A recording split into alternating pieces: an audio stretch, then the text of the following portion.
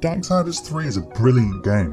After a fairly lacklustre second entry, Darksiders 3 marks a return to form for the series, bearing much more similarity to the first game than the follow-up. Whilst it doesn't quite live up to the excellence of the original, it is still a great hack and slash romp.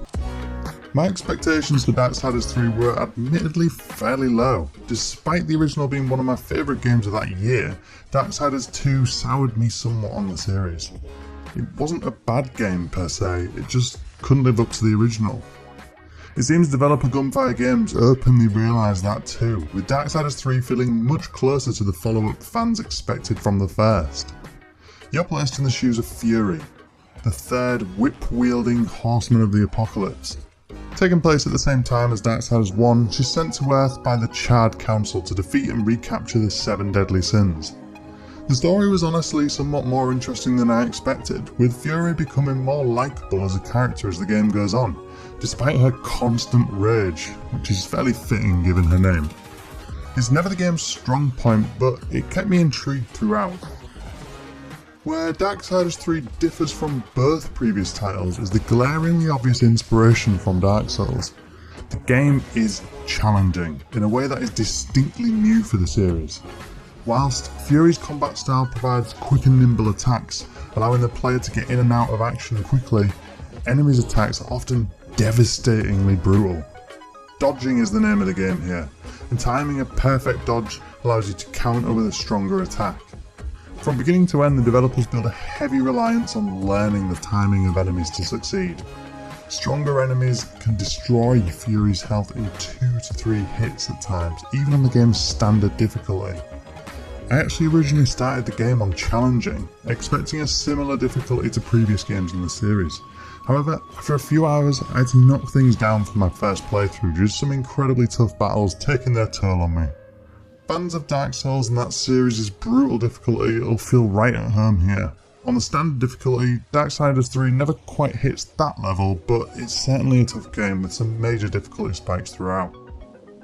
You even collect souls from fallen enemies, used to power yourself up.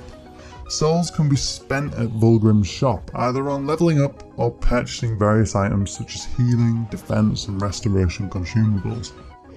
Upon death, your souls are dropped too, forcing you to backtrack to the location of death to grab them back.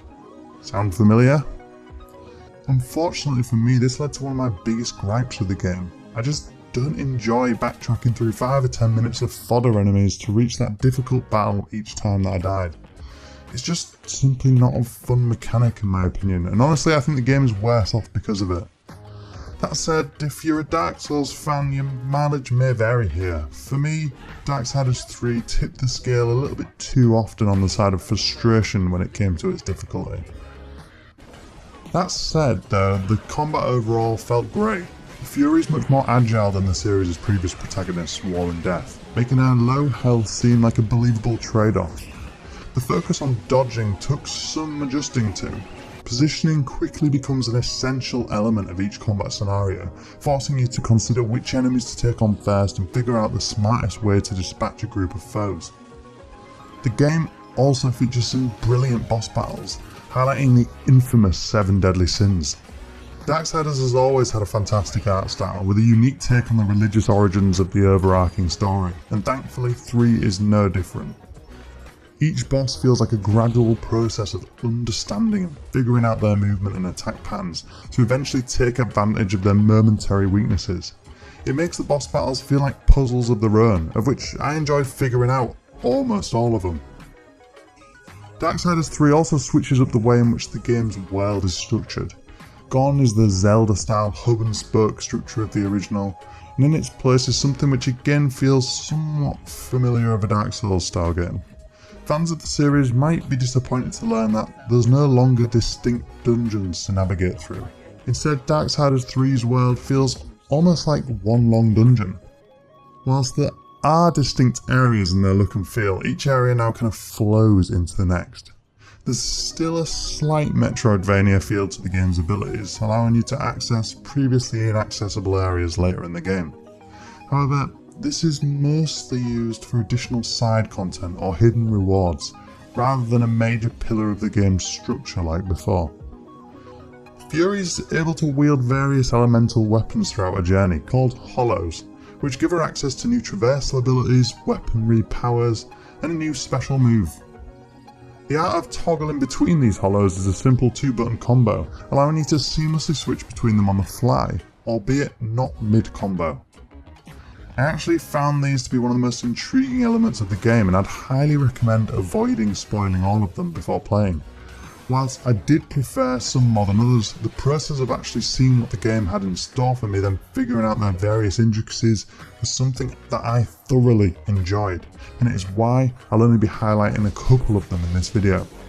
Gone is the loot side of things from Darksiders 2.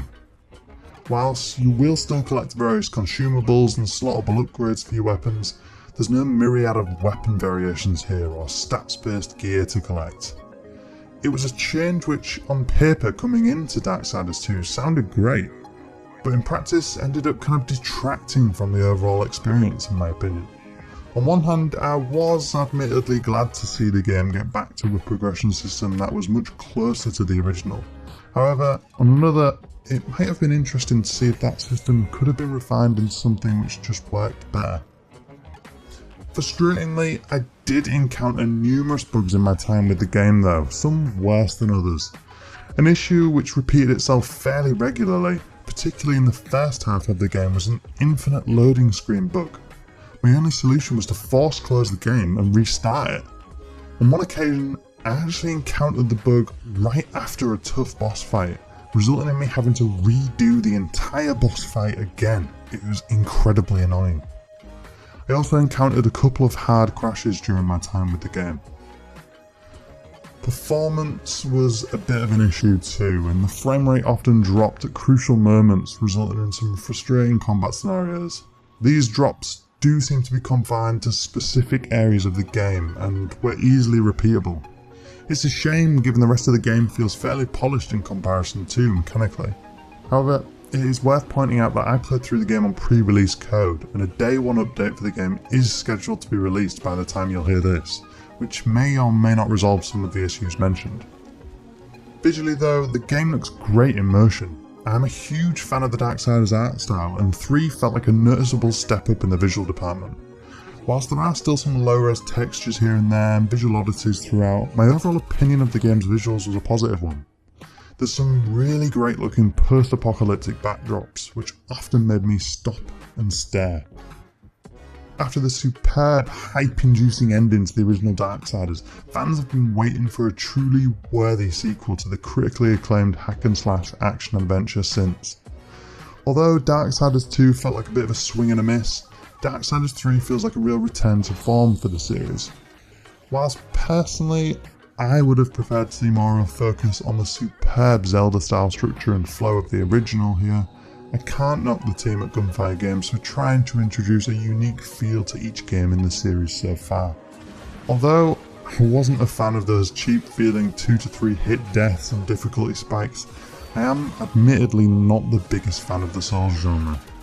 As a result, your opinion may very well differ here from mine completely. Despite that though, the combat felt great throughout, and it was absolutely one of the game's strong points for me.